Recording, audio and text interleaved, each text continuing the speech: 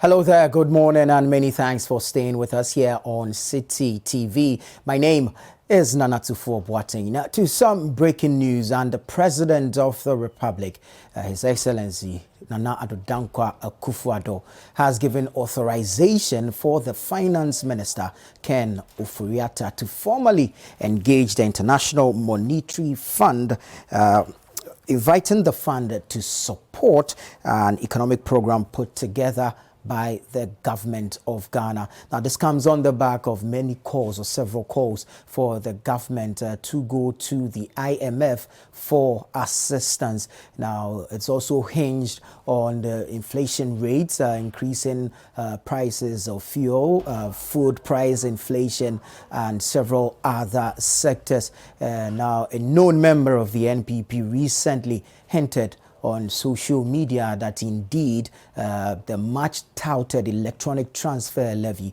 had failed to raise the anticipated or targeted revenue, and sought to suggest that, well, the only option left to save the ailing economy might be to go to the International Monetary Fund for assistance. And so as it stands now, City News can confirm that President Akufo-Addo has given the go-ahead for the Finance Minister, Ken Ofori-Atta, to formally engage the International Monetary Fund to support an economic program put together by the government of Ghana. Now, there's a statement from the Ministry of Information, of course, signed by the Sector Minister, Kojo Nkrumah. So I'm going to take that statement so we can all have an idea of exactly what it is we will be going to the IMF for. I'm reading the statement, and it says, the President of the Republic, Nana Addo Dankwa Akufo-Addo, has authorized Finance Minister Ken Ofori-Atta to commence formal engagements with the International Monetary Fund, IMF, inviting the fund to support an economic program put together by the government of Ghana. Now, this follows a telephone conversation between the President and the IMF Managing Director, Ms. Kristalina Georgieva, conveying Ghana's decision to engage with the fund. Now, at a meeting on June 30, 2022, Cabinet indicated its support for the decision. The engagement with the IMF will seek to provide balance of payment support as part of a broader effort to quicken Ghana's build back in the face of challenges induced by the COVID-19 pandemic and recently the Russia-Ukraine crisis. And this is signed by the Minister for Information, Kojo Nkrumah. So really what it is that, yes, authorization has been given by the President for the Minister in charge of Finance, Ken Ofori-Atta, to begin engaging the IMF formally, but of course not directly as a bailout plan, but of course to invite the fund to support a program, an economic program put together by the government of Ghana. Now, really this is help to cushion the Ghanaian economy, also to help fight rising rates of inflation, and of course to manage the country's debt stock. So really, if we recall, Finance Minister there in your shorts all this while assuring that the country really was not interested in going to the IMF. We've heard him in several press engagements say that government is committed to managing its debt without assistance from the IMF, and we've heard him also express confidence that government's measures were moving the country in the right direction. Government in March early this year announced a raft spending cuts to tackle inflation, reduce the public deficit, restore a depreciating local currency, and also reassure investors of the confidence, or to boost the confidence of investors to invest in the local economy. But consistently, government or its agents or appointees have mentioned that the country had no intent or no plans to go to the IMF for support.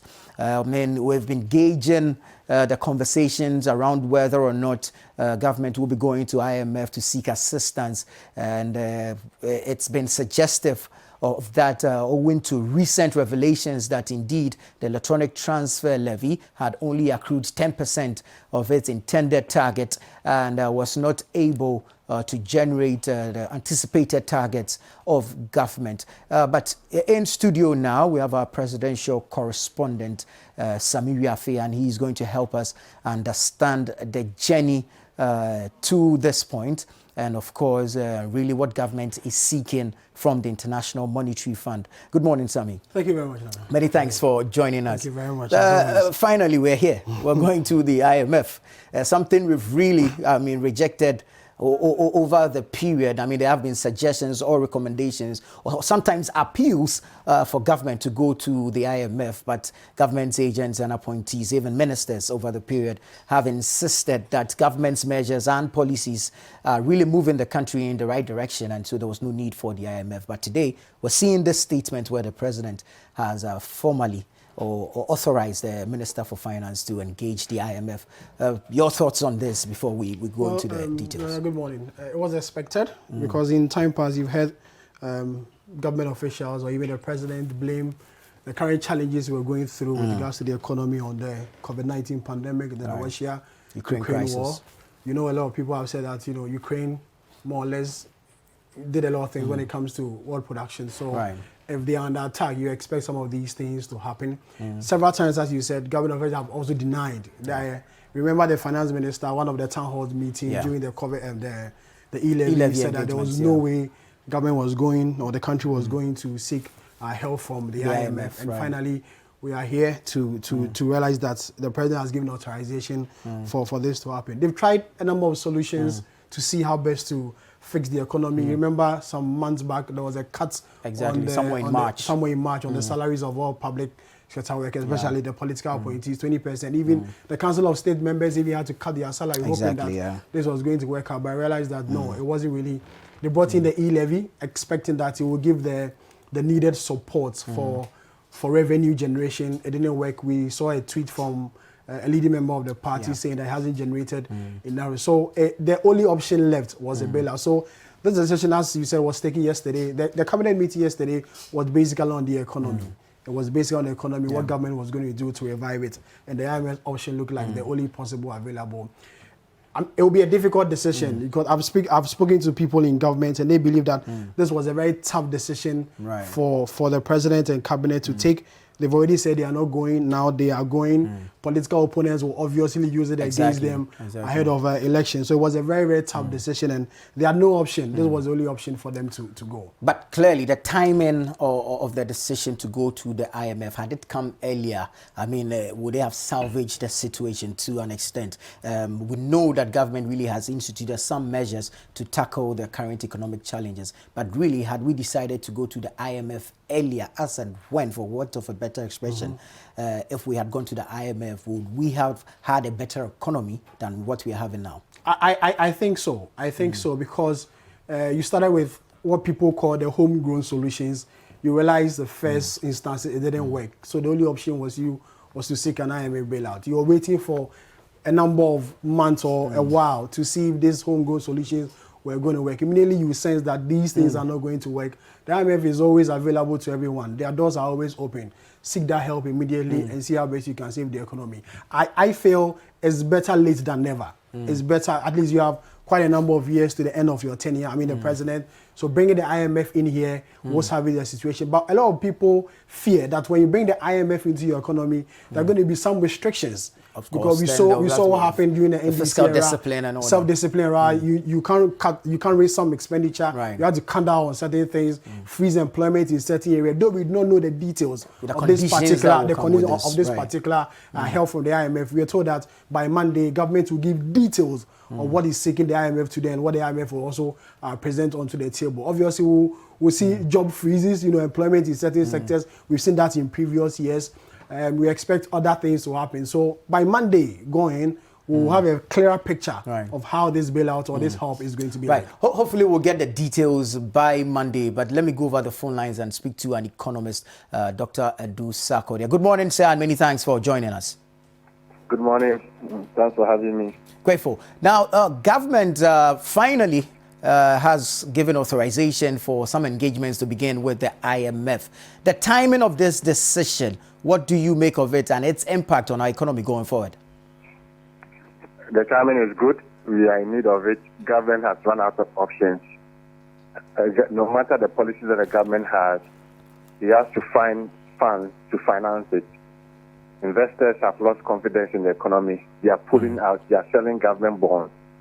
They are not willing to buy any more bonds of government of Ghana. And the option now is to seek bailout from the IMF. And you know that Ghana is a member of the IMF. If not, they would not have allowed us to withdraw the $1 billion SDR 2 years ago. So the problem is how we have demonized IMF because of politics.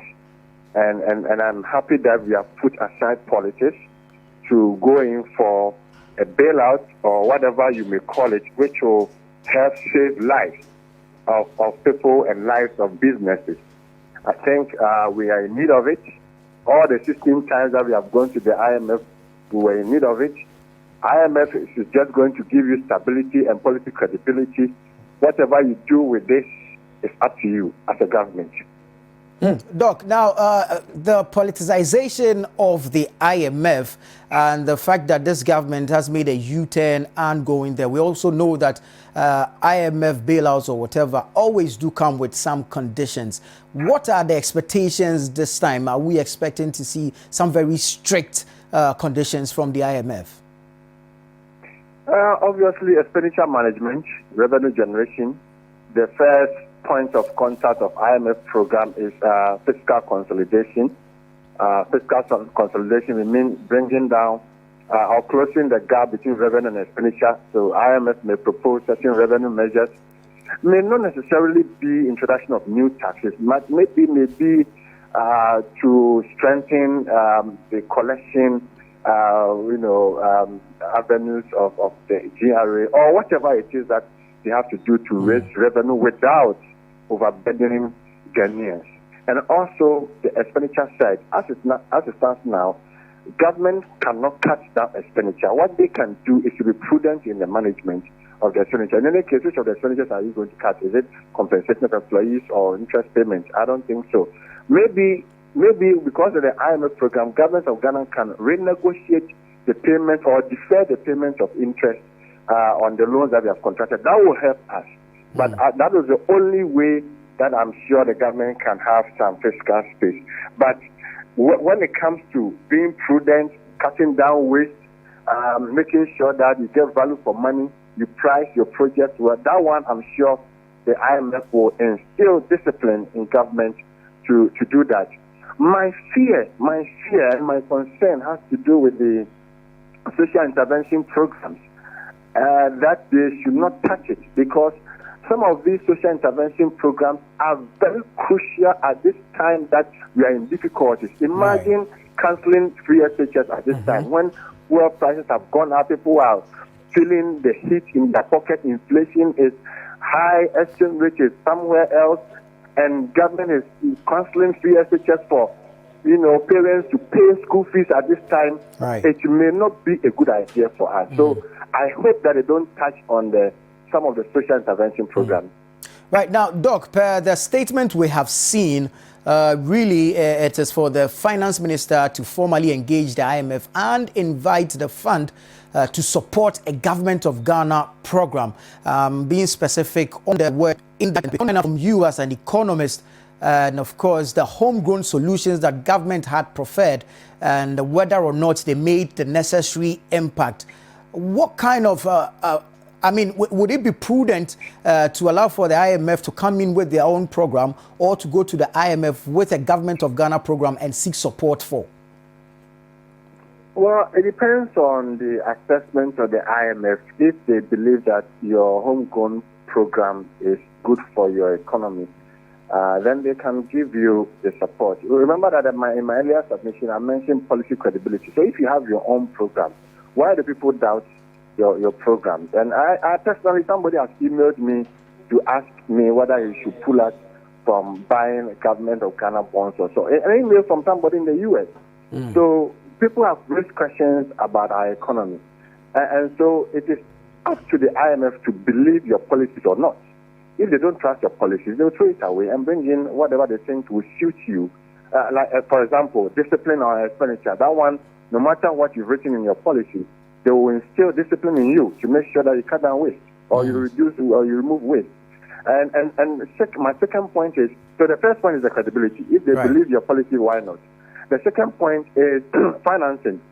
Again, no matter how brilliant your policies are, you need financing. And so if they believe that your policies will not attract financing from the financial institutions, then they will give you a policy or a program that will attract financing to stabilize the economy. Remember that all that we are talking about is stability. IMF will not grow your GDP. IMF will not give you jobs. IMF will not industrialize your economy. IMF is only giving you stability. And I repeat, whatever the government does with the stability is up to government. Now, Doc, with this financing you mentioned as your second point, I'd like to find out what going to the IMF will mean for our debts, and of course those we owe this debt to. Will this give them some impetus to start demanding payment of their debts? Yeah, first of all, remember why government was so much in a hurry to pass the e-levy, because the investors had put that they were not sure government would be able to raise domestic revenue to service their debt if they lend their money to government. So the whole issue is about raising domestic revenue to service the debt. Okay? So if they give you the money, are you going to be able to raise revenue to service the debt? But before we talk about raising domestic revenue to service the debt, we must also talk about where the money must come from. So with the IMF program, the investors will be confident in our economy, and they'll be willing to lend to government. And then also, I'm sure multilateral organizations can come on board, like the African Development Bank, International Commercial Banks, all those multilaterals will be prepared. The World Bank will be prepared to come and support the government of Ghana that has an IMF program. So it is that credibility that we need to attract financing. Now, as an economist, if you look at the reluctance, the feet dragging prior to going to the IMF, which largely, of course, we can attribute to politics. But from what you said as an economist, if you look at this, was there really any confidence in the homegrown solutions, for which reason we were reluctant to go for the program? On the part of government, yes, they had confidence. They said they had a Batampa program that they were in need of 100 billion, and they didn't state where they were going to get 100 billion cities from. And as of now, we have known, they haven't told us how much they have been able to raise and all that. So it raises so many questions about the government's own program post-COVID, and therefore there is a need for us to get this program. The politics of it, when they came, they bastardized the NDC government for taking the economy into the IMF program and all that. But they had forgotten that Ghana is a member of the IMF, and therefore it is there to support countries that are in need of it. So I am so concerned about the politicization of it, because when you go to the market, we don't have a separate price of tomatoes for NDC supporters and NPP supporters. If you go to the pump, there's no fuel price different for MPP supporters and NDC supporters. So I just want us to put a stop to this politicization of government economic programs and economic policies and all that. Yes, you can criticize it. I have been criticizing both NDC and MPP programs, but I mean the over politicization is really killing us. And I am happy that the government has overlooked whether there will be a political capital on the part of NDC. Maybe NDC will come back at them. If NDC comes back at them, it is their own fault. They started it. So, but I just want to see Ghana move forward. So, again, many people didn't believe in the policies of government, and that is why at the beginning of the year they started pulling out of the sovereign bonds. Right now, Doc, 16 times we've gone to the IMF, 16 times we've suffered same conditions that sent us there the previous time. How are we expected to behave fiscally this time to ensure some sustainability? Yeah, it's important you've raised this question. I mean, it's like you have a child in the house and you tell the child to discipline himself. He doesn't discipline himself, and you take the cane to discipline him. So, I mean, if you don't want any conditionality so-called from the IMF program. Why don't you discipline yourself in your country? Why do you wait and mess up and you go there? All the 15 times that we have gone there, we had messed up and there was a need for it. So I'm sure when they come, I mean, and again, if you track the record in all the 15 times, anytime the IMF program came to Ghana, they forced, I'm using the word, they coerced, you can use whatever term, coerced, they forced the government to be disciplined, to be fiscally disciplined. So as I said, the emphasis will be on revenue generation and expenditure management. They will make sure that the government is able to meet its revenue targets, plug the loopholes, some of the targets that they have set for itself, they'll meet it. Those who have decided to overprice government projects, all these things will come to light, bring down corruption. And I'm sure they will even take the Auditor General's report and scrutinize it and make sure that the government, manages the expenditure side carefully. So that discipline will be instilled in government, whether they like it or not. So they will have that discipline because there's somebody breathing down your neck to do what is right. Other than that, they will pull out. And when they pull out, all your international financing agencies will pull out and your economy will collapse. And we don't need that. And so if you don't want to go back to them, then you must be disciplined. You must be disciplined. We have not been fiscally disciplined as a country over the years. Over the years, we just raise revenue, chop it here and there. I'm using the local Ghanaian balance, chop it, chop the money here and there, left, right, center. I mean, it's not good for us. The few people are enjoying at the expense of the masses. You give contract, somebody overprice the contract, go and see the roads that have been constructed, it's raining now, and there's flooding all over. Right. So we have not been disciplined as a country. And I'm happy that the IMF is here to discipline us. If we don't want to discipline ourselves, they are here to discipline us. And I'm sure we will go. And I'm saying that the IMF program is not going to create jobs. The IMF program is not going to industrialize the country. It is not a long-term development strategy that they are bringing. All that they are coming to do is stability. They are going to give you stability from the point of view of policy credibility. So, like I said, whatever you do with the stability that the IMF will give to you, it's up to you. If you want to mess up and go back to them, then it's up to you. If you don't want to mess up, then when they give you the stability, try and grow your economy, manage yourself well to the extent that you'll be able to develop your nation. And coming back to the fiscals, it is about revenue generation and expenditure management. I just want, I hope they don't introduce any new taxes. I hope, because of the hardships that we are going through. Any new tax may be counterproductive, but maybe they can make sure that we get some of these revenue collection policies to make sure that everybody comes on board. Everybody. I mean, somebody will just go and take up his car from the port and run away without paying the duties. Who do want to pay the duties for you if you have imported a car? So all these things should be checked. The exemptions, all the tax exemptions must be cancelled or be reviewed so that we get the value for money in this country. Right. Thank you very much, Dr. Edu Owusu-Sarkodie. But please stay with us. We'll be engaging you as we go ahead with the program. Dr. Edu Owusu-Sarkodie is a lecturer at the Economics Department of the University of Ghana. We want to speak to the president of Imani Africa, Franklin Cudjoe, who's also joining us via telephone. Good morning, sir. Good morning to you and your producers and all my friends that are sitting. Grateful. So Ghana, eventually we're going to the IMF. Relief or not? Sorry, what's the question again? Right, I'm asking, we're going to the IMF. President has given the go-ahead for the finance minister to begin engaging the IMF formally. Is this some relief for us, judging from the current economic challenges we are facing? Well, it's relief that has come a bit too late. Don't forget the IMF conversation should take an upwards of about 3 months to finalize any deal.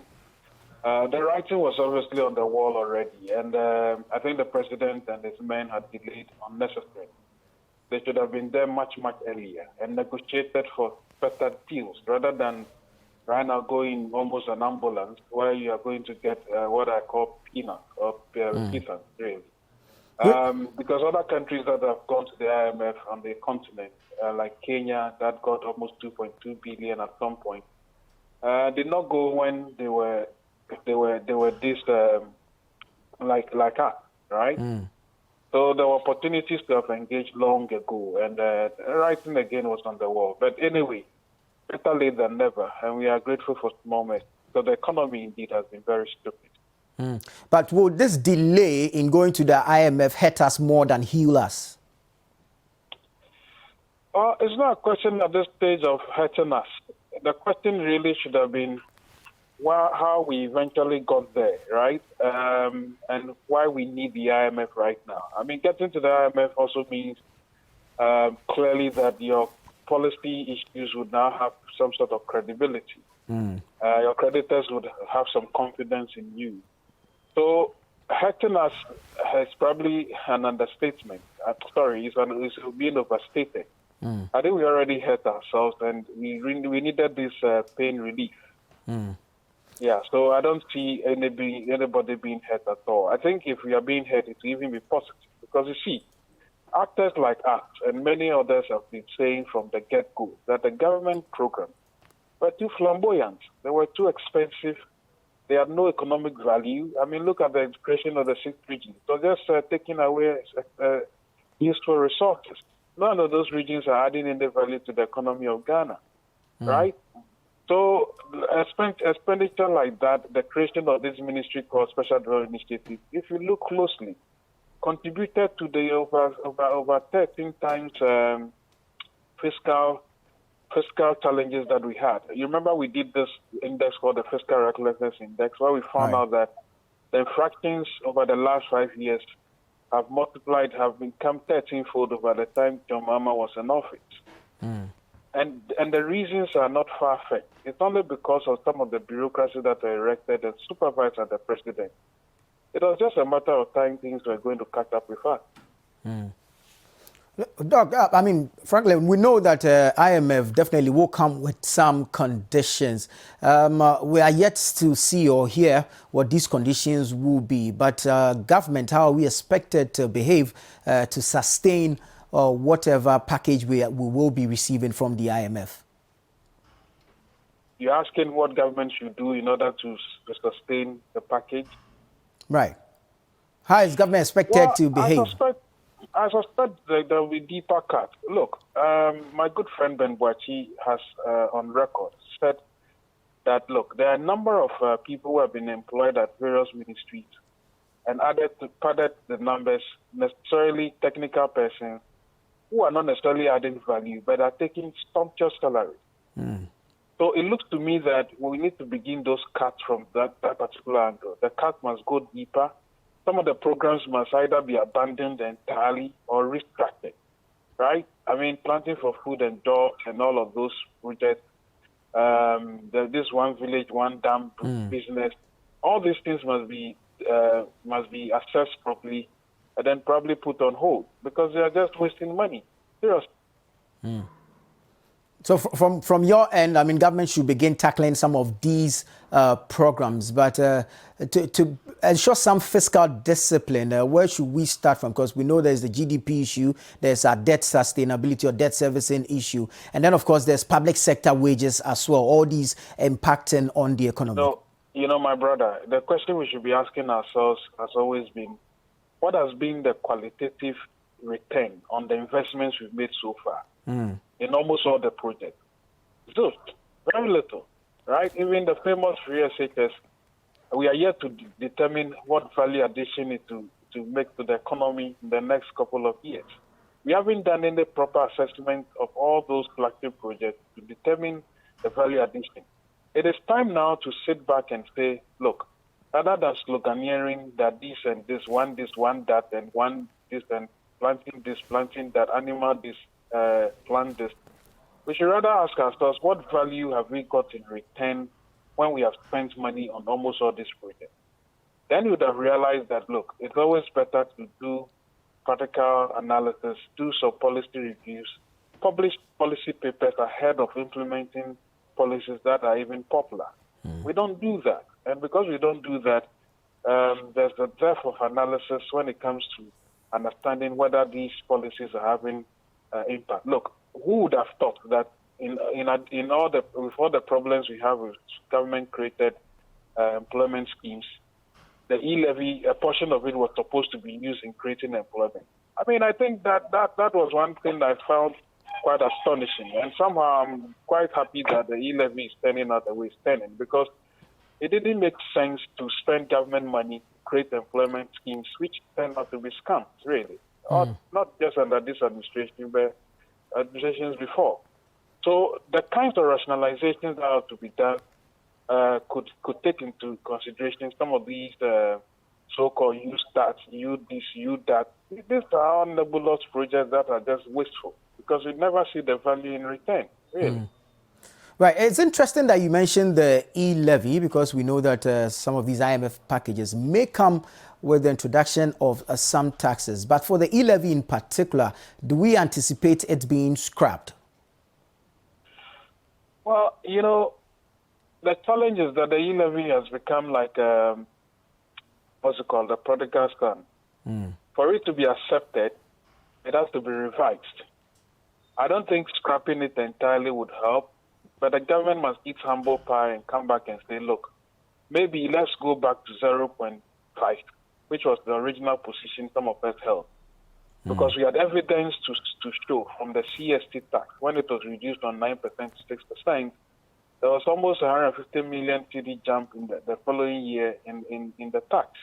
So there's evidence to show that when taxes are lower, people tend to patronize or people tend to pay.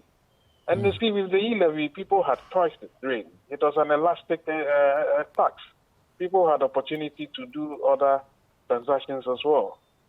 Some of us decided, instead of doing transactions probably 5 times a week or something, we sometimes do it once in 2 weeks. You understand? So it was clearly the writing on the wall. I don't think they should scrap it, but I think they should come back and say, look, let's do 0.5%, and then let's have everybody contribute. But now they have another challenge of convincing everybody to pay the e-levy by the way. So I don't know. But we should encourage the government as well to undertake some of these reforms. I think the realization now is that the IMF rules, it's not, you see, again, the politics of it must be talked about. I don't think at this stage we're thinking so much about the politics. It's survival, and it's good that we have gone to the IMF. I think it's a good decision the government has made. Right. Many thanks, Franklin Kujo there, President of Imani Africa. Grateful for your time and insight. But as mentioned earlier, prior to the decision to go to the IMF, government has been emphatic on its intent not to go to the IMF. We have one of such instances where the Minister for Finance, Ken Ofori-Atta, made such a bold statement. Let's take a look at this inset and we'll come back and continue with the discussion here. Our expenditures alone will not be enough. Our focus is therefore twofold: to control expenditure and to raise more revenue domestically. As such, we will therefore begin the implementation and collection of the revised property rate by end of April 2022. We will implement the e-VAT, e-commerce, and e-gaming initiatives by end of April 2022. We will roll out a simplified tax filing mobile application for all eligible taxpayers by July 2022. We will impress upon Parliament to fast-track the passage of the e-levy bill, tax exemptions bill, and fees and charges bill. Prioritize the Revenue Assurance Compliance and Enforcement Program, the RACE program, to plug revenue leakage in exporters' cabal. Government will partner the private sector to also introduce digital systems to monitor quarrying, sand winning, and salt winning to get more revenue from our... I think if you see from the budget that we constructed for 2022 and the subsequent announcements that we have done, clearly the issue of Ghana having the capacity to think through the consolidation exercises and also discipline itself with regards to the 20-30% cuts, etc., that we have shown clearly a direction that I guess even in a sense the fund may be hesitant to push any further with regards to that. So clearly, with regards to sort of philosophical alignment about realizing that we needed this type of consolidation, we have done that. But we have committed, as you know, to not going back to the fund because in terms of intervention with policy, we are right there, and the fund notes that we are completely in the right direction.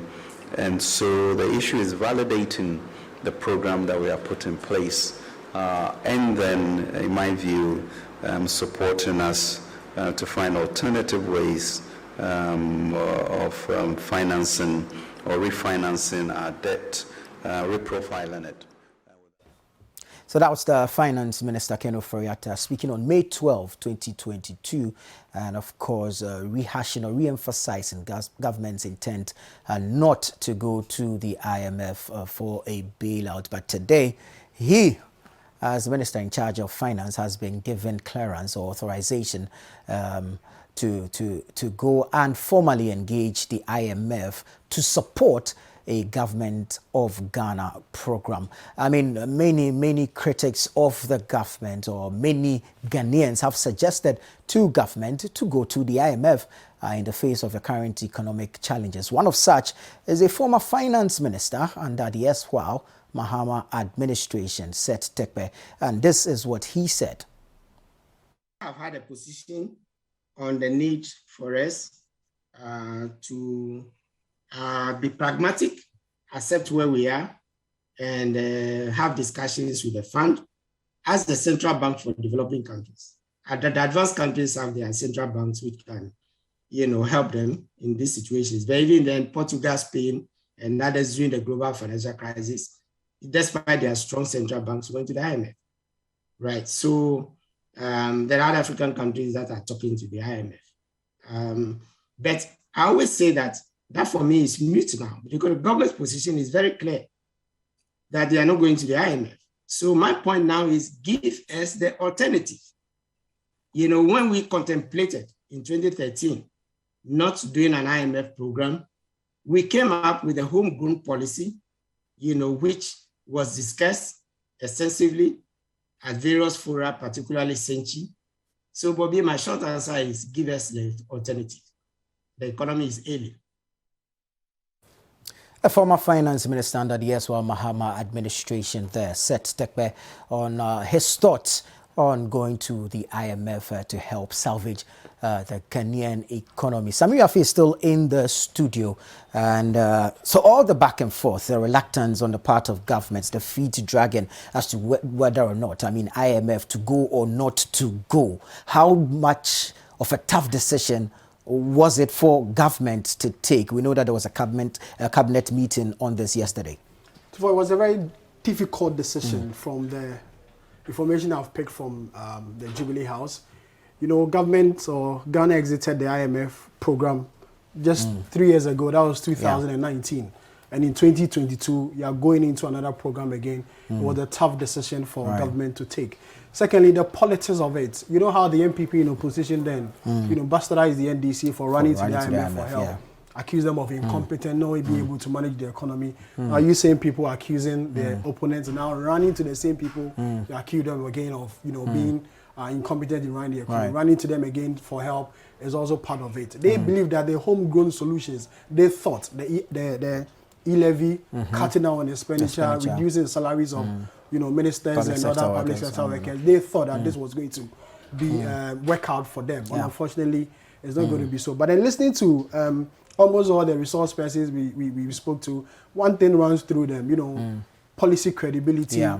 The IMF is going to discipline you in terms of your expenditure and other things. Now, the worry for many people is that when the IMF comes in, a lot of pro-poor programs are not or may not be affected. Yeah. That's the worry of people. Talk about the free SHS, Exactly. and now people are benefiting from it. Well, the IMF program asks government to freeze that particular program, the LEAP program, which is likely going to the drain it's having on government revenue. Government has come out that it's taking greater part of the expenditure. The LEAP program, it's been there for years. Exactly. But the IMF asks government to put a hold on this. So these are the negative side people are looking at. If the IMF conditionalities will ask government to put on hold some of these programs. But that I said, by Monday, we'll have a clear picture of the programs or the policies and programs the IMF is asking government to put in place so that it can discipline them. We do not know how much the IMF is going to give. Remember, in the last IMF program that we went under the John Mahama government, the government was giving about $918 million, close to $1 billion. For this particular program, we do not know how much they are going to give. We're just hoping that Monday, a full detail or full picture will be given as to how this whole program is going to go by. Well, Sami, hold your thoughts. Let's go over the phone lines and speak to the minority in Parliament. Isaac Adongo joins us via telephone. Honorable, good morning. Yeah, good morning to you and good morning to your listeners. The decision to go to the IMF, ringing sweet bells in your ears? Well, it has been the most sensible thing to do for quite a while. Obviously, anytime you advise them, they refer to us as naysayers when the evidence was quite clear that we had bent our fingers with some very bizarre and experimental policies, and it wasn't sustainable to continue on that trajectory. But the Minister of Finance was quite positive that he had one last strategy, which was the e-levy. And so everybody gave him the benefit of the doubt that the e-levy was going to address the problem. So unfortunately, we are hearing that the e-levy is not providing more than 9% of the original yield that was estimated. Under the circumstances, the question is, what is the alternative? What is able to find there any options other than the right decision they've taken late in the day? But with all the delay and going to the IMF, what sort of posturing should government have going to the fund? Well, so government must have a program. You can't walk into an IMF negotiations without being clear of what options or what solutions that you want to implement, that you want to be assisted. Don't forget that when the NDC was going to the IMF, we had done quite a lot of work and gathered experts to advise on how we should approach the program. And so essentially, because we arrived with the homegrown policies that we had put together, it was very easy to get a program. It was very easy for the IMF to accept most of the measures that we had spelled out. At this moment in time, government doesn't seem to have a clear blueprint on what it wants. So it needs to quickly work around, get very senior members of our society with expertise to brainstorm and come up with what would assist us in our negotiations so that we go to the program with a position of strength. In the absence of that, you're going to have a program basically imposed on you in terms of the measures, and that may not necessarily work.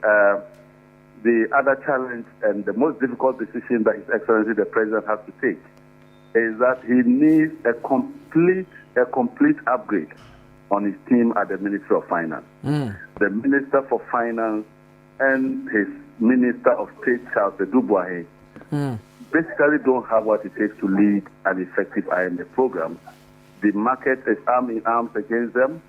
They have lost credibility in the eyes of the international community, in the eyes of the investor community, and even in the eyes of the multilateral institutions.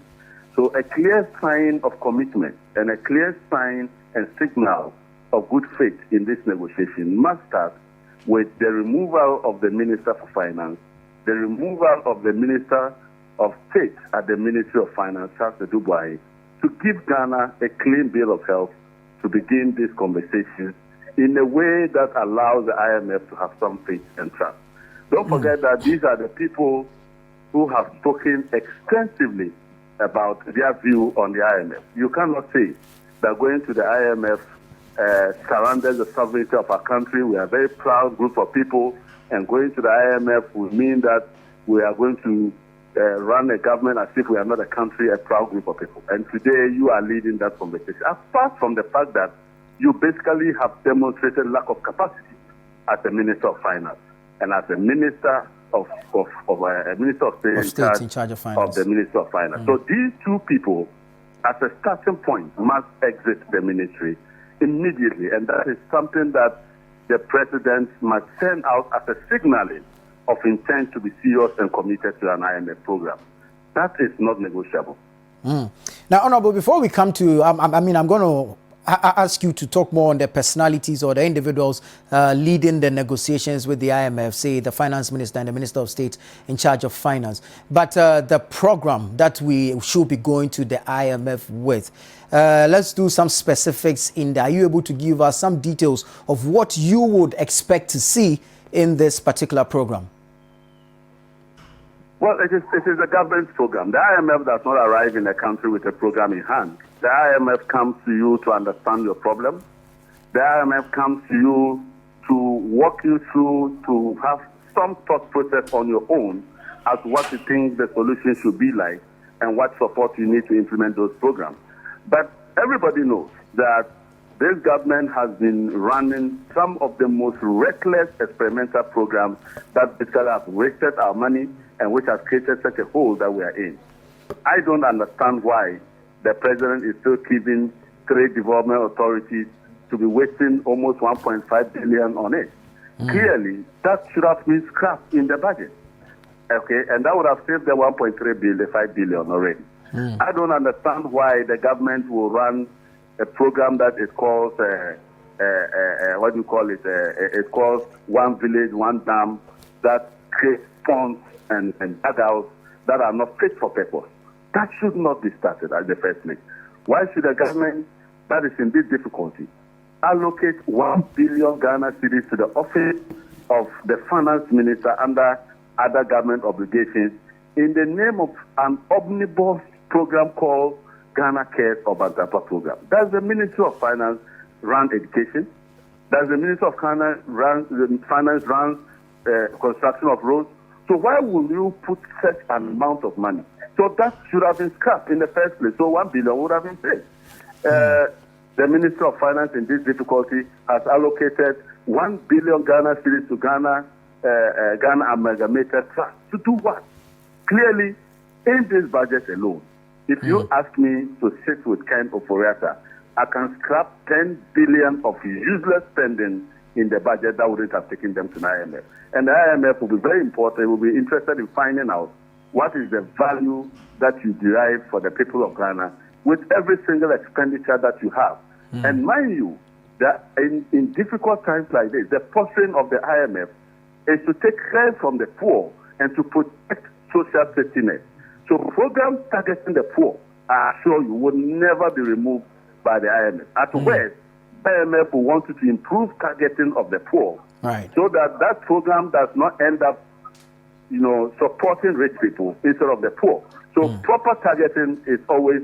I heard somebody talk about LEAP and being afraid of LEAP. LEAP was being funded by the World Bank. Right. Okay, I worked on a program at the Ministry of Local Government as a financial consultant to Ghana, the Ghana Opportunities Program, funded by the World Bank, which main focus was to make sure LEAP is more aggressive, properly targeted, and properly funded. So there's no way an IMF program, in a time when the people are suffering, will be canceling programs that are pro-poor. Pro-poor programs would be the first priority of an IMF to protect.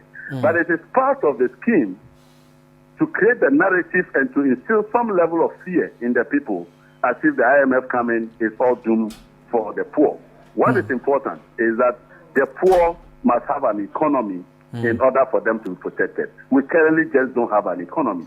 And so if there's anything that will bring back an economy that supports the poor, it is very important that we support it. What is the challenge now is that their ego, for a very long time, made it difficult for them to take the right decision at the right time. And here we have arrived at a point where I can assure you that it is going to be a very tough couple of months in the negotiation of this program, because we basically have arrived at a point where we just don't have the capacity to negotiate at a point of strength. Now, these negotiations will be led by the finance minister. Of course, the authorization was given to him as finance minister to lead engagements with the IMF. As an individual, Ken Ofori-Atta, what do you make of him? And then, of course, there are calls for his dismissal and its effect of boosting investor confidence to some level. Do you ascribe to this? I told you right away that a program led by Ken Ofori-Atta will be useless, it will be meaningless, it will be an exercise in futility. It will have no commitment to the very milestones that will be agreed. And the IMF, the World Bank, and the multilateral institutions are quite clear. They are very quite clear about the status of Ken in any such arrangement. And so to ask him to even lead the process sparks of some level of hypocrisy, and a government is that indecisive. The president should have followed this letter with a removal of Ken Ofori-Atta and Charles Edubwahin in order to give Ghana a chance to negotiate an acceptable program that is workable. So to say that he's the one leading negotiations is to tell me that you don't want a program. You are just pretending you don't want a program. If you really want a program, Charles Edubwahin should have gone yesterday. Ken Ofori-Atta should have gone a year ago. To still be sitting there and pretending that you are having an IMF negotiation with these guys is basically to try and play games with the IMF. All right, thank you very much. Isaac Adongo, the MP for Bolga Central, and of course the deputy ranking member on the Finance Committee of Parliament, also sharing his thoughts there with us. The news is that the government of Ghana, or the President, His Excellency Nana Addo Dankwa Akufo-Addo, has given authorization for the Finance Minister, Ken Ofori-Atta, to engage formally with the International Monetary Fund, IMF. Just yesterday, a former president, John Dramani Mahama, called on government to go to the IMF. Here is what he said. It is well known to every economic and financial watcher that the real problem with our economy is not what we do not have. It's not that we do not have enough money to spend on priority needs requiring more borrowing. It is that we have borrowed too much, and a chunk of our revenue is going into servicing that debt, leaving very little for anything else. If this revenue were free and available to us, we'll be in a much better place to meet many of our needs, and the rigidities and their attendant consequences on all sectors would have been eased. It is evident, therefore, that the solution to the problem lies with taking the bold steps to restructure our debt, to get some relief from pumping far too much revenue into debt servicing on an annual basis and channeling the savings into priority areas that will benefit our people directly. The Akufo-Addo administration knows this too well, but political posturing, empty grandstanding, and a morbid fear of their own pedestrian politicking around less serious problems of the recent past have immobilized and frozen them into action. Inaction which continues to run our economy aground and worsening the living conditions of our people by the day. And with this, I'm referring to their criticism of my administration when we decided to go to the IMF. They said it's only lazy governments that go to the IMF. And I mean, the words they said in that past have come to haunt them. So one of the reasons why they're afraid to go to the IMF is that what they said in the past will follow them. There appears to be an uncanny desire to kick the can down the road in the hope that it will end up at the feet of a new administration that will take over from them in 2025. The current path of reckless borrowing and piling on of debt has been discredited and cannot lead us anywhere except economic ruin and bankruptcy. So former President John Dramani Mahama there giving hint as to some toolbox that the president can use to get the economy back on track, and one of which tools, of course, is or was going back to the IMF for bailout. And so, yes, John Dramani Mahama there just yesterday suggesting to President Akufo-Addo to give the go-ahead for the finance minister to go to the IMF to seek support or assistance. Now, one of the sectors or the main players to be affected or to be impacted if the country should really secure a program with the IMF will be manufacturers. and, of course, producers in the country. And so we have the Greater Accra Regional Chairman of the Association of Ghana Industries on the line, and he will be giving us what he expects, of course, from this IMF engagement. Chona Makpelo is the Greater Accra Regional Chairman of the Association of Ghana Industries. Good afternoon, sir. Good afternoon. Good afternoon. How are you? I'm pretty well. I hope you're well too. Yeah, well, we are coping. Thank God. Grateful. Ghana is going to the IMF. Now, as industry players, you have survived a number of IMF programs. Really, what was the impact then, and what are your expectations from this particular program? Well, thank you, and good afternoon to your listeners. So, AGI was taking an industrial notice of the information regarding Ghana going to the IMF. I would like to begin by saying that it's almost appearing that so it's almost as though every now and then government runs into trouble that they have to go to IMF.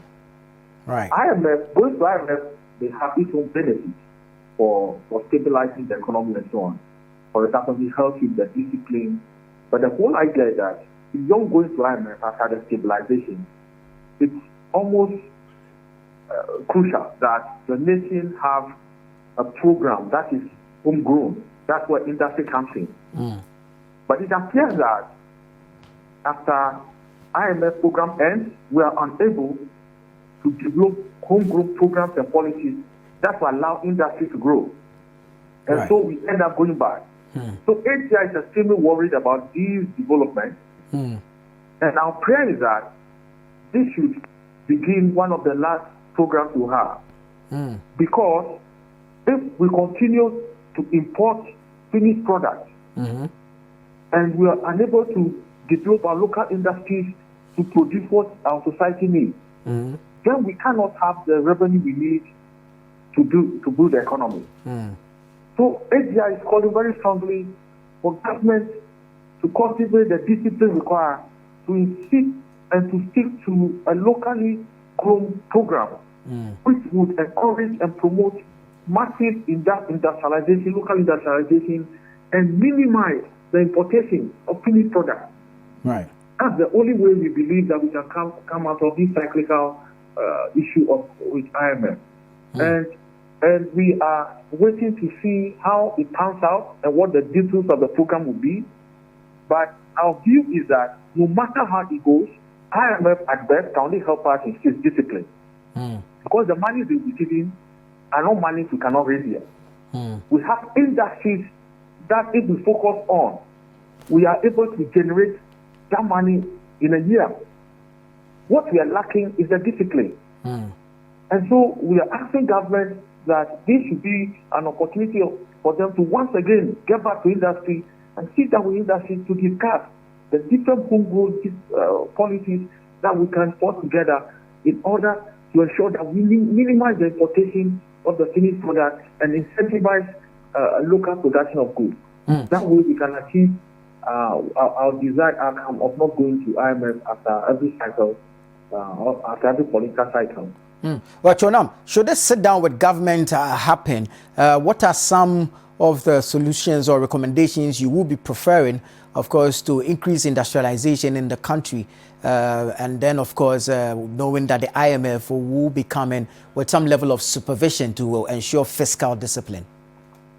Well, so number one, we need total scrapping of the baseline value. You cannot have a policy that seems to promote importation of finished products. Right. Number two, we need to, if not ban, but we need to minimize as a use of policy importation of products that Ghana has local capacity to produce. So there are many products that Asia has developed capacity to produce and supply the entire nation. For example, steel products, cutlasses, fertilizer, etc. Right. But we still see that it is still easier and cheaper to import finished products. Once you do that, you cannot ensure that local industry will grow. So we are saying that all those products, goods and services that Ghana has competitive and capacity to produce, to supply the nation, we should either put an entire embargo on importation of those products or minimize it to the barest minimum, so that there will be an incentive for our SMEs to be able to produce and withstand the competition. Because if you go, for example, if you try importing a steel product to Nigeria today, you are not able to do that because somehow, even though unwritten, but there's an embargo on importing finished steel products to Nigeria. This is because they got local capacity to produce steel products. Right. We have the biggest steel product in West Africa located here in Ghana. Yet Ghana is not able to do that. You can import all of this to the country free. And we're saying that if you're really minded, we'll be telling government that they have to take the issue now more seriously and insist that some of these things happen to ensure that local industry follows. Right. Now, Chonam, as AGI and, of course, government going to the IMF, there are some conditionalities that are expected. Directly or indirectly, you may be affected. I'm saying this because clearly there will be some policies that will be initiated in order to conform or to abide by the conditions in there.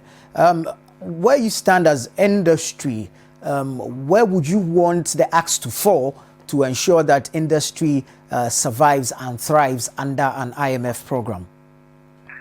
Well, that's a good question. You know, essentially, IMF programs really just want to instill discipline. So they will insist to cut down waste. Yes. If you say you build a road, they would like to see that, in fact, the road has been built before they pay the money, etc. Yes. And so we generally are okay with the discipline. But we also concerned that a policy of IMF may not necessarily be entirely friendly for local production. So we would insist that those programs that promote local industry, we are all in for it. Programs of industrialization, of fertilizer, of one district, one factory, etc. All of these programs are very good for us. So we will push for that. But at the same time, we will still be with the IMF if they want to insist on ensuring that there's discipline in the physical space.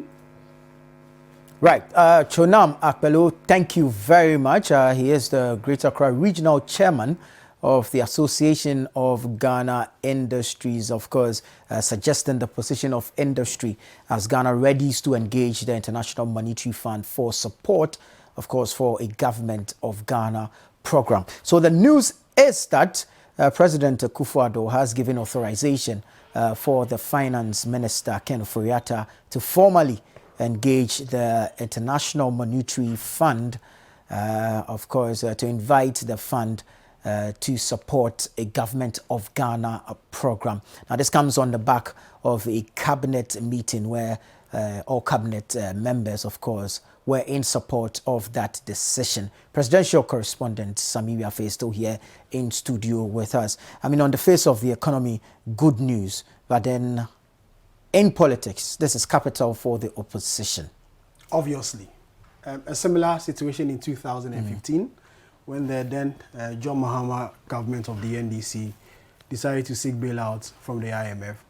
It was used against John Mahama and the NDC, the 2016 election. Yeah. The MPP then criticized them of being incompetent, couldn't manage the affairs of the economy, so they had to run to the IMF for policy credibility. That was the word, policy credibility. Now the same people who criticized the John Mahama government are now running to the IMF again for support. And as you mentioned, this is the 16th time Ghana is seeking help from the IMF. So obviously there will be a capital meal for the NDC ahead of the election with it.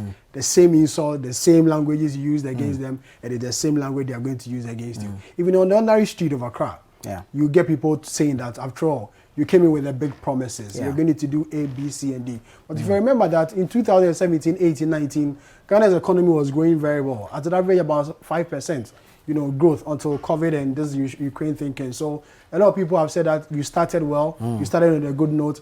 What happened? Now you're going to the IMF for bailout. And a lot of people do not understand the bailouts of the IMF. Exactly. A lot of people feel that when the IMF comes in, it's like a headmaster with a cane, yeah. directing you what to do or what to do. There are certain things you can't do.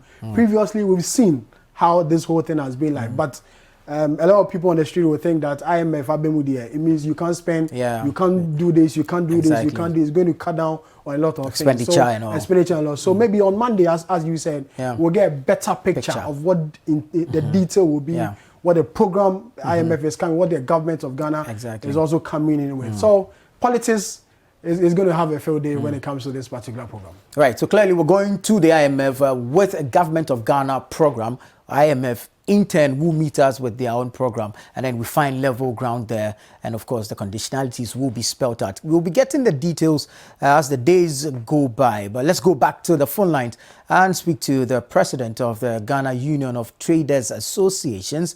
Dr. Obeng, good afternoon. Good afternoon. I hope you're well, sir. Yeah, by God's grace, everything is okay. Nice. Doc, so there's news of Ghana going to the IMF. Guta, really, you are the importers or the business people in the country. How do you take this news? Yeah, first of all, I do not have the information that government have. I don't know what arrangement government have done with IMF so that we can all evaluate and see that maybe this one is different from what has happened in the past. Otherwise, I preferred the homegrown solutions where we could arrange and manage our own affairs in a best possible way. But sometimes maybe I can see the drift of government. Because sometimes when it's coming from the government-owned homegrown solutions, maybe it will be political. People might use this political. But when it is coming from IMF, that don't do this, don't expend on this, then it means that IMF is giving the direction. If that is the intention, then of course we are on the same target. But otherwise, it's all that we have to look through our expenditure pattern and put a little more prudence in how we manage our economy. And this is certainly what IMF is bringing to bear. If they are able to bring it and ensure discipline in expenditure, regardless of political manifestos and all that, then of course we will see a way forward. But in all this, what I'm expecting is what they are putting on the table. How much is all this thing going to cost? Is it poultry $1.2 billion, poultry $2 billion, or we are going to have a whooping maybe $10 billion that will properly support us in terms of liquidity and all that? We need further information for us to evaluate the thing in proper perspective. Yeah, hopefully as the days go by, we should be getting all those details. But you made mention of homegrown solutions. I mean, these have been in place over the period, and clearly they have had little to no effect. So is it not prudent that we go to the IMF at this point? Yeah, IMF is going to ensure that you do these homegrown solutions the same way you could have done yourself. It's going to tell you that I cannot probably finance nurses' allowance. I cannot support this program. I cannot support this program and all that. So come back to what we would have done to salvage our... Because you are not in normal times. When you are not in normal times, then you do not sit at the luxury of your manifesto and then pretend that you still have to deliver on your manifesto promises. When you are not in normal times, then of course you cut your coat according to your size.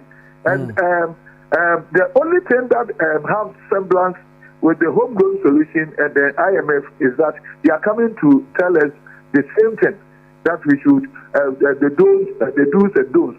And that's all that it means is that you have to be disciplined in your expenditure so that you'll be able to get access to this fund and also be able to pay it back.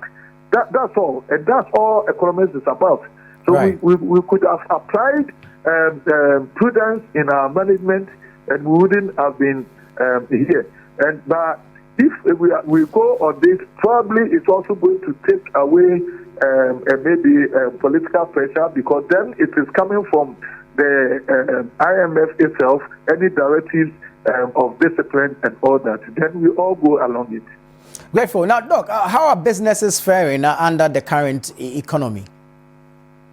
Yeah, I've told you that prices keep accumulating.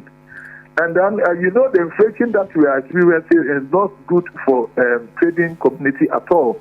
People might even think that when prices go up, it is to the benefit of the trading community. No, it can never be to the benefit of the trading community. What it does is that it rather collapses businesses because your turnover is greatly affected.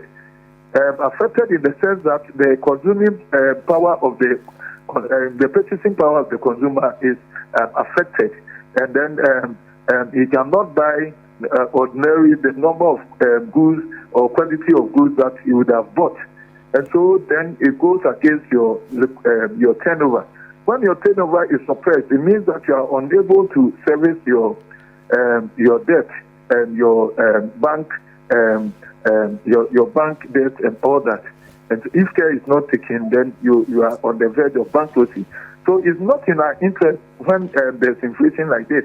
And what has also compounded the problem is the diagnosis of the Bank of Ghana for this inflation is misplaced, because this inflation is a cost-push inflation and not demand pull or excess liquidity in the system, not at all.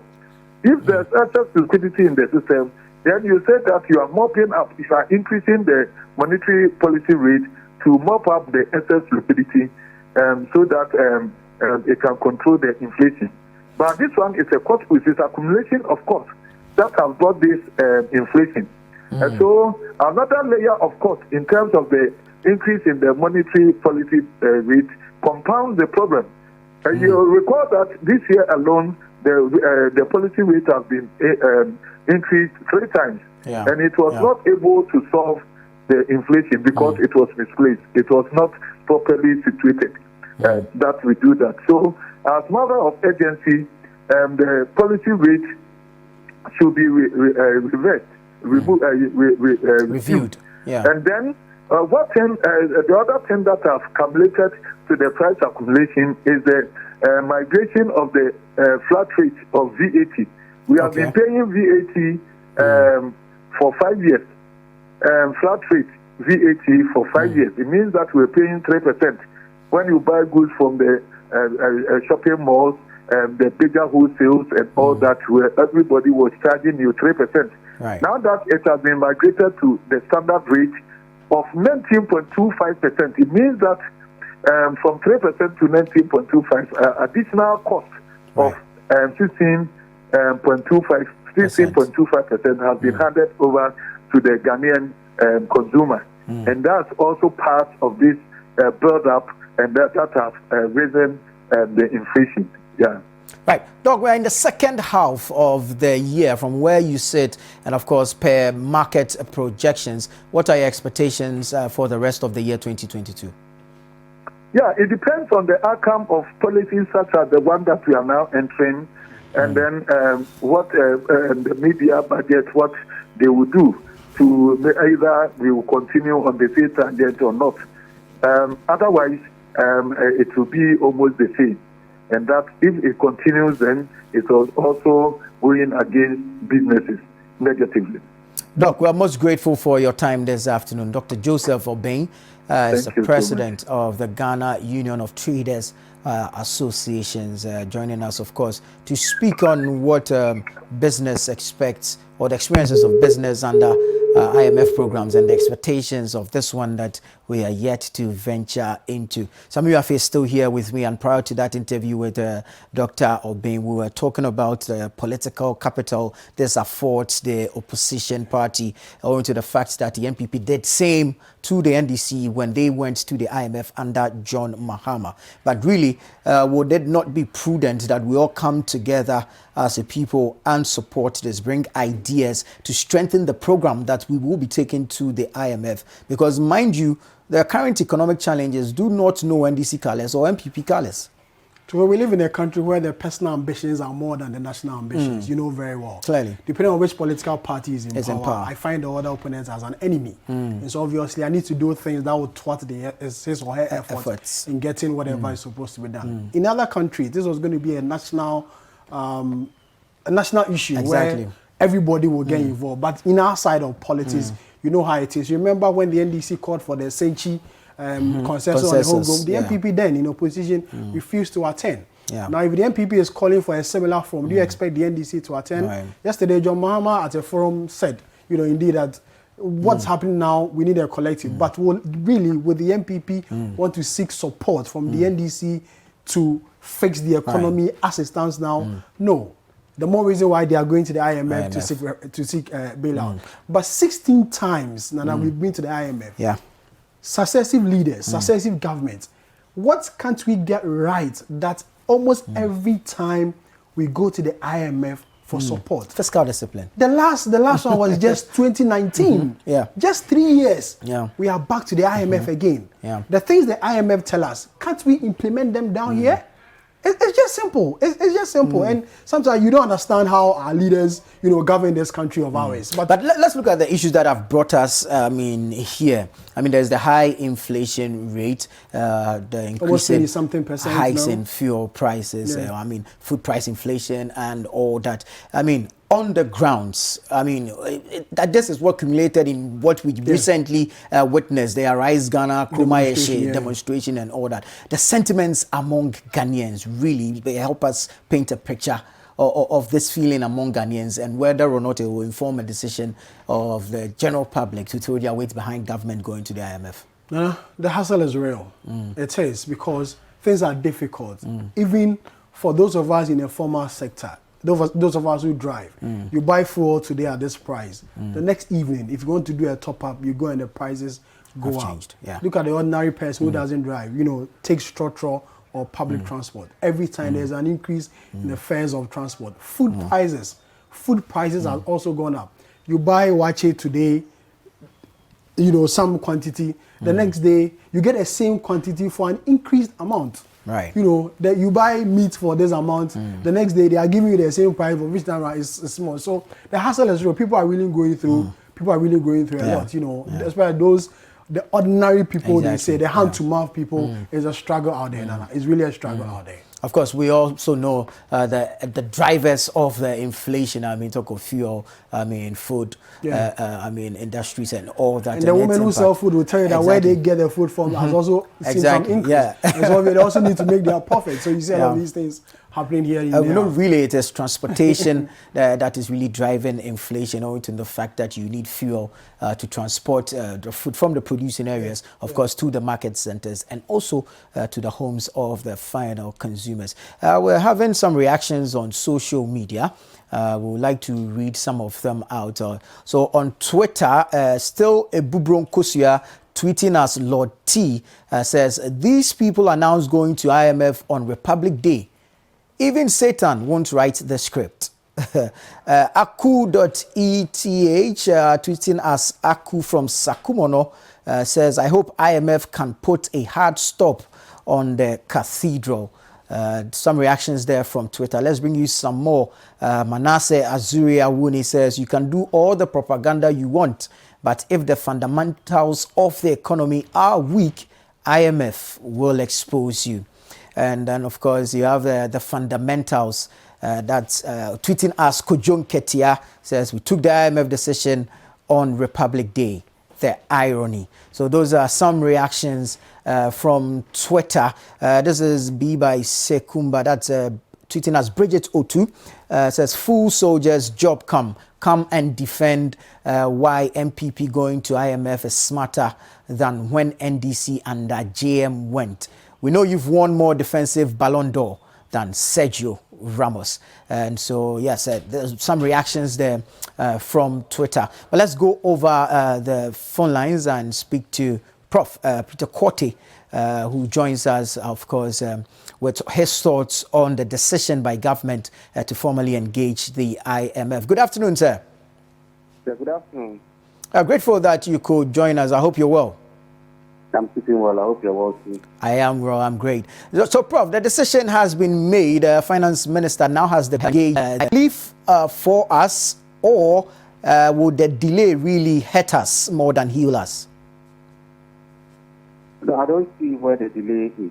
I think the Finance Ministry has the most recent data than you and I would have. There were some new policies and to cut down on spending and many other policies. So perhaps having evaluated this information, they think our revenue targets and others are not up to the level expected, and therefore it took for IMF support. Let me say here that IMF is not a bad thing. IMF is the second best option. The first best option will be for us to use our homegrown policies to reach there. But if that is not happening, of course, we need to seek support from the IMF. We are a member of the IMF. You don't just go to the IMF. You go to the IMF with your own policies. They will look at it, and then you all discuss and then decide on how feasible your homegrown policies will take you there. They can also make input. So I don't think that is bad as one may or some people have put it. Now, Doc, really, what should be in our program going to the IMF? Well, going there, certainly, we have revenue challenges. So how do we resolve the revenue challenges? How do we get investor confidence? IMF is an international body. So investors, once they see that, yes, IMF is with you, they are helping you clean your books, they are helping you to ensure fiscal discipline. The international community will look at that more favorably. Of course, some would also say that you couldn't manage your house properly. That's what IMF is coming on board. But they come with a lot of credibility with them, and therefore that would help. We know the challenges and the triggers for which reason we're going to the IMF, but what should we expect from the engagements or negotiations with the fund? Well, the negotiations will certainly help us with cutting down some spending, some of the cost decisions. We want to cut some spending. Some flagship programs would have to revise, etc. And I believe our engagement would ensure that all of this would happen without compromising our growth targets. Doc, we've been there before. I mean, this is not our first time. So judging from our history with the IMF, what should be our approach this time going to sit at the table with them? Yeah, this time it's different. I mean, I have not witnessed a pandemic at this scale before. And therefore, I think the IMF knows this. With, of course, international war and all that is happening. But after the pandemic, in my lifetime, I have not witnessed that. And therefore, I expect the IMF engagement would factor this in so that some of the austere measures that they come with will be minimized or will be passing out in the context of where we find ourselves. I don't think anybody anticipated COVID-19 and its ramifications and the effect on our economy. So therefore, the engagement will be different this time. It will be different compared to 2014, 2015 when we were in the program. We didn't witness a pandemic at the time. Now there is a pandemic of a lifetime. We've never witnessed any of such effects. And therefore, I think IMF will be circumspect in some of the programs to be outlined or agree with us. All right, thank you very much. And forgive me, I kept referring to you as Doc. Apologies for that. Professor Peter Korte is the director of the Institute for Statistical, Social and Economic Research at the University of Ghana. Many thanks for your time. Back in studio, we have Bernard Affle, General Manager here at City TV and City FM. Good afternoon. Thank you for having me. The boss man. But really, let's understand, what is our current situation? What really is the situation on the ground with us? Well, the economy is not in a very good position, Nana. You were part of the people, you saw those who demonstrated a couple of days ago. So to give you the highlights, our economy, so it's like your budget, how much money you get versus how much you spend. We are running a budget deficit, which is very high. That means that we are programming to spend more money than we get. So the deficit is upwards of 10%. The rate at which prices are increasing, which is inflation, is very high. It's been the highest in almost 20 years. inflation is almost 30%. That means that the rate at which prices are increasing today compared to a year ago is 30%. Some people think it's more. Then your exchange rate, because some of the things you use in your country are from abroad, you use dollars to pay for them. Your exchange rate has depreciated quite massively.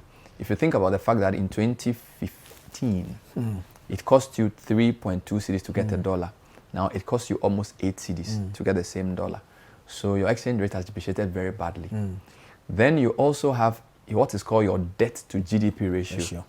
The amount of your GDP is everything in the economy. When you put money to it, that's the wealth of the whole country. When you melt everything, that GDP, 80% of it will pay for how much you owe. Wow. So if they sell all of us and everything we have, 80% of that money will be equal to how much money we owe over the year. So debt to GDP is 80%. That's very high. That's huge, as well. So the economy is in a difficult position. Apart from that, so when you are in a situation like this, where the amount of money you get is less than the amount of money you want to spend, you can either do two things. You can cut how much you spend, or you can raise how much you get. Typically, countries like Ghana have gone to borrow to meet the shortfall. So let's assume I need 1 million cedis and I can raise only 800,000. I have a 200,000 deficit. I can either reduce my expenditure to the 800,000 or borrow the 200,000. Now, or raise the level of the 800,000. By your revenue, the e-levy you put, you didn't get as much from it. So the deficit is still there. So you have been borrowing, but you've borrowed so much that if your debt to GDP is above 70%, they say that generally you are considered to be in debt distress. So nobody's going to lend you any money. Yeah. So even though you need money, nobody's going to lend you any money because the rating agencies have said the economy is in a bad place. So the problem we are facing is that we need money to balance our budget. But because the deficit is also high, those who lend us money don't trust in our economy. All right. So, and as has been said, you can't borrow your way out of a deficit. Now, the government said they will have a homegrown solution. They will cut expenditure. So in March, you heard the finance minister announce a number of things. Those things don't appear to have been far-reaching enough. Don't forget that the information minister on Tuesday or Wednesday, we interviewed him and he said 5 ministers have been asked to meet to discuss the effect of those policy decisions in March. Government cut some of its own salaries. They said a few things. So transport minister, reduction on fuel. Fantastic. Transport minister, minister for gender, social protection, local government, agric, and I think finance. It appears that the meeting concluded that those policy announcements of the finance minister have not had the intended effect as soon enough to recover the economy. But there's a point here. It's not just about the effect on our fiscals. The real problem we are facing is that people who can lend us cheap money for us to meet our pressing needs have lost confidence in the economy. Right. So, and I can explain that later on, where you talk about people like international capital markets, where we go and borrow money. The rate at which they are giving us money will worsen our debt situation. It will not help us. The government had wanted to borrow $1.5 billion from the international syndicated loans. That amount of borrowing, the interest you would pay will not really help. When you look at all of that, from our internal cuts to monies we are going to get from abroad, it will still not be enough to restore confidence of the markets in Ghana. Right. So I believe after that meeting, the decision was inevitable. It's not because IMF will give us a lot of money or tell us things we don't know. So, for example, in 2015, we went for the IMF program under Setekwe. We finished in 2018, 3-year program. We got about $1 billion. The amount of money the finance minister wanted to borrow in the syndicated loan, if he succeeds, about 1.5 billion. So it's not about the money. What the IMF faces is that IMF has 188 countries. Each of them has contributed a certain amount, and it's like a bank. The biggest contributor is the US, followed by the EU. Smaller countries contribute a little less. This IMF gives each country a quota of money it can get. It's called special drawing rights. We've received some of that already. During COVID, we received some of that. But when you are in trouble, they can give you some money, at a low interest rate, but put you on a program to ensure that your economy recovers quickly. I'll give you an example. In 2009, under Mills, after Kufuor, we went for, IMF gave us 600 million. It helped spur our economic growth, and our fiscal started looking good again by 2011. So the IMF can give you money sometimes when you're not even in trouble. Now, what is making this whole thing interesting is people had already said that based on all the numbers I've explained and based on all the rating agencies and the way it was expensive to lend to Ghana, the government has to go to the IMF to get credibility with the markets. But the government had already criticized the previous government. They said it was because of mismanagement that went to the IMF. And when the program was ending and there was a possibility of extending, they said they wouldn't do it because they brought it was politicized. So then in the first few years of this government, they said they are not going to go back to IMF again because that's not the way we want to run the economy. So that's what they want, their aspiration. Now, from the government side, they will say, well, we had two unplanned events. COVID-19 decimated all the economies. Our growth rate was below 1%, as well as the problems with Russia have affected us. And therefore, we are in a bad place. True, a lot of countries are in a difficult position. But I think Ghana's situation is much, much worse. And if you look at what the World Bank has even said, they've said that our situation was worse, was bad prior to COVID. And we shouldn't just blame the Russian crisis.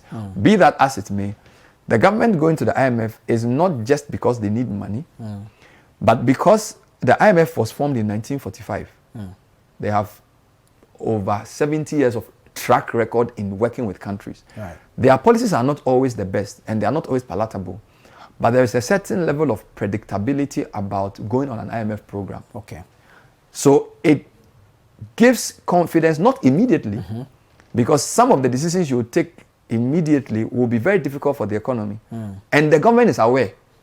But the market knows that once you're on an IMF program, so like, for example, one of the things we'll discuss on this IMF program they've gone to is how long it will be, what cuts we must make, and where we must spend. Now, based on that announcement, let's assume it's a 2-year program or 1-year program or 3-year program, international markets will start saying, well, because Ghana is on an IMF program, we know that by 2024, for example, they will be in a good position to pay their debt again, so we can lend them money, which will worsen their situation in the future, but nobody cares about that. Once they can lend you money, you take it. So the main problem here is that Ghana has been going to the IMF. We've gone to the IMF 16 times. This will be like our 17th time. And we never seem to come out of the cycle of, they call it bursts and booms, troughs and hills. So we are going to the IMF. They will put us on a program. They will take some tough decisions. They will give us some money. Eventually, people will lend us more money. Things will look better for a while. But if the structural issues in the economy don't change, by the time you cut this beard and bring it back and it starts getting white, we'll still go there. So this is, in a nutshell, what is going on. So they will negotiate. The government is going to negotiate with the IMF. They'll go into the details. So the president has directed the finance minister to meet the IMF. They'll decide, how much are you going to give us? What do we have to do with this? How should we change the e-levy? How many ministers should we cut? All of those things will be discussed. Then, when we agree, they will have a joint press conference to announce the details. The country director of the IMF and our finance minister will have an announcement. Then it gives us a sense of how long the pain we are in will last before we come out of the trouble. So this, in a nutshell, is what is happening. I mean, solid explanation, but I'm standing here tapping my feet, wondering how all this will affect my pocket as an ordinary Ghanaian. Will I be smiling when indeed we get to put pen to paper at the IMF, or should I brace for tough times? That's a very good question. I think that's the most important question. When we did the CD summit, the ABSA head of research, chief economist, said something. He said, what we are going through in the world, and in Africa in particular, is not new. It's very similar to what happened in the 70s. In the 70s, we had stunted growth and high inflation. So we can learn from the 70s. His point was that if you take the hard decisions you have to take now, the crisis doesn't get prolonged. Because the mistake they made in the 70s was that they didn't take the hard decisions early. So you had inflation and low growth leading to stagflation. So, if history will help us, things will get tougher for a while until they get better. That is the simple truth. TUC issued a statement yesterday. It's as if they knew. And they warned government not to go to the IMF. Because TUC is asking for cola. Yeah. Teachers are asking for cola. Which is legitimate. Yeah. Government has not been able to give them the cola. Because if you even give them that cola and you are going on an IMF program the next day, you've already compromised the program. So, there are many possibilities. Let's make it easy. I think one of the things this government has to do is to lead by example to show that we are prepared to share the difficulty. So, for example, how many ministers does the president have? Maybe he's working with 100. He may say, I'm going to work with 60. Right. So 40 people go home. Just an example. Yeah. They've already reduced the salaries they take. He can say some of the ambitious projects that he embarked on, he cannot deliver them now. So he'll cut them. So he can then release money into areas that are pro-growth. So he releases money for farmers. He releases money for manufacturers. They can employ more people. So it's not necessarily going to be all bad, but some people will lose. Right. Because if he's going to give money to support, say, agric and, say, manufacturing, he may have to reduce salaries he pays to workers for a while. They may not be happy. But whatever they do, they have to do it so that at the end of the day, the economy's fiscals will be strong, our deficit will reduce, our exchange rate position will improve, and we will have more jobs. So, for example, whichever amount of money they hope to give us, that goes to the central bank, that can support the cedi. So the depreciation will reduce. Once the depreciation reduces, your cost of inputs reduces. So if you are manufacturing something, let's assume you are manufacturing shoes, and you import leather from Italy, because the cedi has stopped falling so much, you can predict how much you spend on that leather shoe, so that the price of the shoe doesn't become that high. So eventually inflation will come down. Do you follow me? Yeah. So depending on how the government plays it, things will get better for some people and get worse for some people. Yeah. But eventually, if we all stick to it, things should improve for all of us. Key issue, we don't know how long the program will be. This is 2022. If you're on an IMF program into an election, the last IMF program we were on, it was Setekwe who was the minister. By the time it finished, Kenofrata was the minister 2 years into his government. So, an IMF program crossing an election is an interesting point. Yeah. So that even means that even within an election year, some of the things governments try to do to win votes, they may not be able to do it, or unless they find money from elsewhere. Do you get me? So it's a very difficult decision, partly because countries like Ghana, which are described as small open economies, are really not as powerful as they think they are. And so long as they have not diversified and all they keep doing is exporting cocoa, raw, gold, raw, oil, raw, they will always be at the short end of the stick. So this in a nutshell, things will be tough for you for a while. We don't know how long. Yeah. But if we stick to it, eventually things will get better. Yeah. Now, let's look at, because, I mean, like you've mentioned earlier, we've been there before 16 times. This is supposed to be our 17th time. On a scale of where do we place the importance, the behavior of the government under the program or after we come out of the program?